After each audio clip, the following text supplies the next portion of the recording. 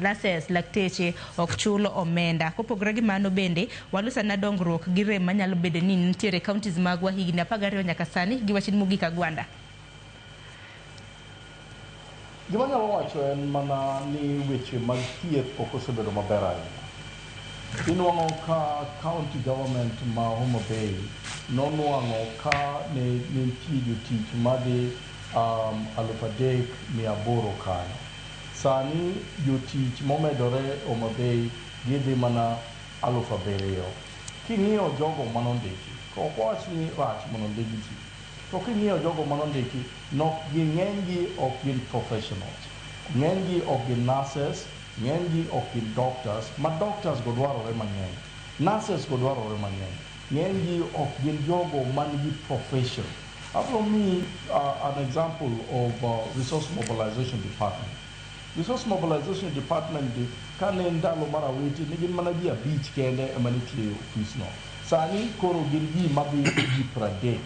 An consultant, ang'eyo maber ni ok inyal keto ji 30 e room achiel ni timo resource mobilization. Resource mobilization en skill, nyaka wandik proposal, nyaka imany itero ne ng'a, imany itere kanye, ka review proposal okel ni pesa.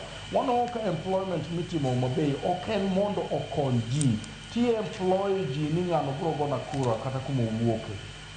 Ok wanyal endesha county kamano, ok mana Homa Bay kende, gino timore kuonde moko kendo. Nyaka wang'i ni weche mag thieth ema ji ng'iyo moloyo gimoro amora. Weche mag ndara ema ji ng'iyo moloyo gimoro amora. Weche mag somo ema ji ng'iyo moloyo gimoro amora. Nikech kok wang'iyo weche somo, we are not preparing. Ok wang'i ni to wabiro yudo leaders ma kiny gin kanyo. Magi gin duto gik ma ok ng'i. Inuang'o mana ni wadwa gero gini, nikech ka wagero gimoro maduong' to wanyalo nuang'o gimiluongo ni corruption, pesa moro maduong' minyalo duoknwa. Ahinya ahinya county ok owinjore obed ni en e business mar kawo loan. Ikawo loan maduong' mok inyal chulo e ndaloni ni mondo ng'at mobiro cha okawe. Ok owinjore wadhi kanyo, nikech loan ok ikawe county. Nitie gi pesa mawuok national, from the treasury direct mabiro nwa. Nitie gi pesa magikawo. Ahinya ahinya ibiro nwang'o ka Homa Bay kumoro amora midhiye oket tol e ndara ikawo osuru, oket tol e ndara ikawo osuru. Gigi nowinjore obed ni ok wanyal kawo loan maduong' ni wadwa gero go gimoro. To ok en mana siptal, kata en mana weche somo, kata en mana weche ndara monyalo wacho ni mani waonge go, to koro nyaka time sani to wang'eyo ni wadhi duoke ka pesa owuok Nairobi. Wang'iuru weche jopiny moloyo dak mamalo. Nikech king'iyo kata jok magero gorofni, ok awach ni gorofa gero rach, tinong'o mana ka gin jogo matiyo e county, ok gin jo ohala ng'enygi. Nikech jo ohala biro nyisi ni pesa ahinya ahinya Homa Bay, jo ohala ok chul. Jok mane tiyo na witi moko pok ochul nyaka kawuono, to jok mabe tiyo e sirikand Gladys Wanga moko be pok ochul nyaka kawuono. Gima wapenjore ni ka wadwa ni mondo wadong Homa Bay, ahinya ahinya nikech wang'eyo ni Devolution Conference biro Homa Bay, nyaka wachak invest e gigo manyalo kelonwa pesa maber. Ahinya ahinya en weche osiptal. Ok wanyal bedo ni jo Homa Bay mang'eny itero Kisumo, jo Homa Bay maber ng'eny itero Kisii. Sama gitero gi Kisii gi Kisumo no, nyiso ni pesa manowinjore obed ni jo Homa Bay nwang'o ok yudi. To ok yudi nikech ok giketo investment e Homa Bay mondo Homa Bay obed ni osiptal moro amora ma ginyalo dhiye ginyalo nwang'o.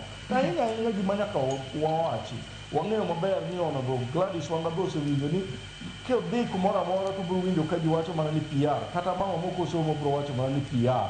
Wawere gi PR mondo kwakunyo pi to dhi kanyo oyaw pi owacho ni nayawo pi kama. Nikech kapok wabedo ni gigi wanyalo yawo mondo wane, to wawuondore kendo wawacho ni wan wasedhi. Kendo wan jomoko nitie moseketi ni in idhi bedo MP, in idhi bedo MCA gi gavana no, ni jomoko to kata kura mar jopiny ok dhi konyogi. Gima dwa wacho en ni gik moko dhi lokore 2027. Tich ni ema nyalo duoki, nikech nyocha winjo kogone MCA moro koko kowacho ni in ok dhi duoki to an tidhi duoka. Ok ong'ere, nikech ok inyal wacho ni idhi duoki ka jogweng'no ok ne tich ma county otimo. Erokamano ahinya. Counties duto mantie Kenya. Giwachni mogik Agwanda. Adwa mana wacho ni Devolution Conference an amor, nikech koro jopiny te oneno gima Homa Bay nitie. kani nyocha Gladys Wanga mowacho maber ni Homa Bay duong' moingo polo koro gineno kaka oromo to ka nitie gima wanyalo medo mondo chieng' moro meeting machalo kama kudugo Homa Bay to wanyalo wacho ni kae kuma nwaneno gie to kae kuma omedore dibed maber ahinya to ahinya loj gweng'ni wamiuru MCAs power mondo oversight the executive nikech aparo ni gik mang'eny mikwalo nitie executive to wamiyogi mana power kwa keto ji machalo minority leader machalo majority leader gibed jogo modhi school manyalo wacho ni magi policies modwaro ma county wa ok ni kawo jok moko somo jok maonge gi experience jok man ga goke madwa goji ni mane kobedo majority leader mane gik maduoko county wa piny ni ng'ato kosomo to keta kanyo nikech kokosomo to koro obro wero governor nikech ung'eyo ni gino nokowinjore onwang' to koro wakete kanyo ok mana Homa Bay kende to gini wang'iuru the entire country ahinya e weche ma en gi CDF aparo ni gisetimo tich maber revenue bill mar MCS aparo ni en mano wach maber finance bill gi mondo omigi autonomy mano nyalo bedo maber mondo gibed gi oversight ma governor okwach ni kokugona kura kata kokutimo gima dwaro to kanyal miyo pesa erokamano ahinya Michael Agwanda kuom yudo thuolo mar